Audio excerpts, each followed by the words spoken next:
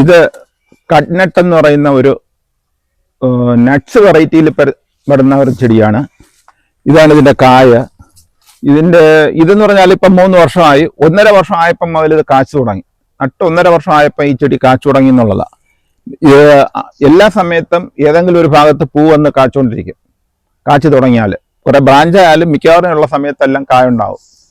Nuts വെറൈറ്റിയിൽ വരുന്നതാണ്. ഇതിന്റെ പൂവിന്റെ ഒരു വീഡിയോ നമ്മൾ നേരത്തെ ഇട്ടിട്ടുണ്ടായിരുന്നു. പൂ എന്ന് പറഞ്ഞാൽ ഒരു ആനയുടെ തുമ്പിക്കൈ പോലെ അങ്ങ് 1 മീറ്ററോളം 1.5 മീറ്ററോളം നീളത്തിൽ വരും.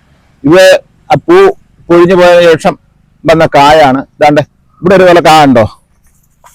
ഇത് നല്ലതുപോലെ കാ പിടിക്കുന്നുണ്ട്. ആദ്യമൊക്കെ കാ പിടിക്കുമ്പോഴത്തേക്ക് പൂ പൊഴിഞ്ഞു പോകും. പിന്നെ 1-2 കാ പിടിക്കും. ഇപ്പോഴും ഒരു സഫിഷ്യന്റ് ആയിട്ട് നിറച്ച് കാ പിടിക്കുന്നുണ്ട്.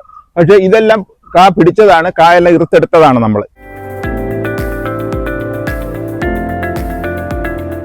കട്ട്നട്ടുമായിട്ട് ബന്ധപ്പെട്ട തൈകൾക്ക് നമ്മൾ നഴ്സറിയുമായിട്ട് ബന്ധപ്പെടുക.